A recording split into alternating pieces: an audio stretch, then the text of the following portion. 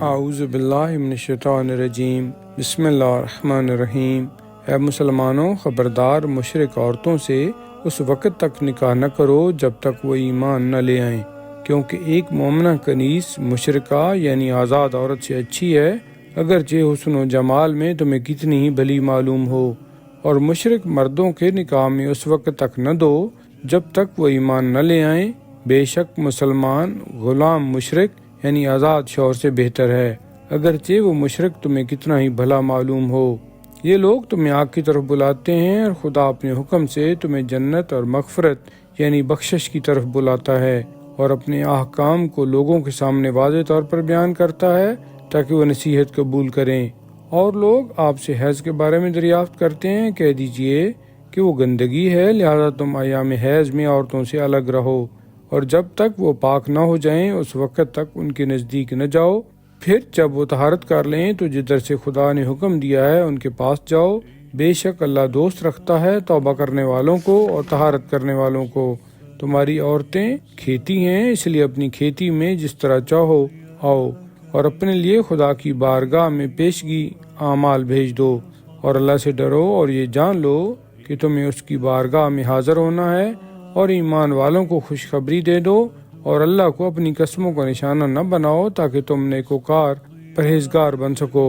اور لوگوں میں صلح کرا سکو، اور اللہ سننے والا اور سب کچھ جاننے والا ہے۔ خدا تمہاری لا یعنی غیر ارادی قسموں پر تم سے مواخذہ نہیں کرے گا، لیکن جو قسمیں تم دل سے کرو گے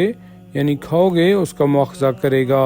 اور خدا بڑا بخشنے والا اور بڑا برداشت کرنے والا ہے۔ جو لوگ اپنی بیویوں سے الگ رہنے یعنی مباشرت نہ کرنے کی قسم کھا لیتے ہیں، ان کے لیے 4 مہینہ کی مہلت ہے، پس اگر اس کے بعد اپنی قسم سے رجوع کریں تو بے شک خدا بخشنے والا بڑا مہربان ہے۔ اور وہ اگر طلاق دینے کا ہی عزم بالجزم کر لیں تو بے شک خدا سب کچھ سننے اور جاننے والا ہے۔ اور جن عورتوں کو طلاق دی جائے تو وہ اپنے آپ کو عقد ثانی سے روکیں 3 مرتبہ ایام ماہواری سے پاک ہونے تک، اور اگر وہ خدا اور روز جزا پر ایمان رکھتی ہیں تو ان کے لیے یہ جائز نہیں ہے کہ اسے چھپائیں جو کہ خدا نے ان کے رحموں یعنی شکموں میں پیدا کیا ہے۔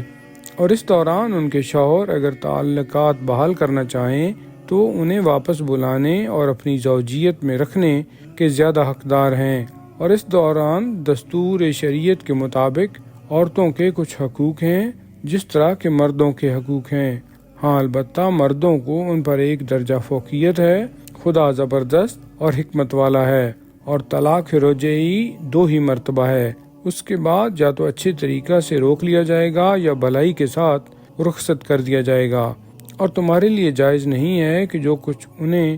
زر بطور مہر اور ہدیہ اور تحفہ دے چکے ہو اس میں سے کچھ واپس لو، مگر یہ کہ ان دونوں میاں بیوی کو اندیشہ ہو کہ وہ خدا کی قائم کردہ حدود کو قائم نہیں رکھ سکیں گے، تو پھر اے مسلمانوں تمہیں بھی یہ خوف ہو کہ وہ حدود الہیہ کو قائم نہیں رکھ سکیں گے، تو اس صورت میں عورت کو بطور فدیہ خلا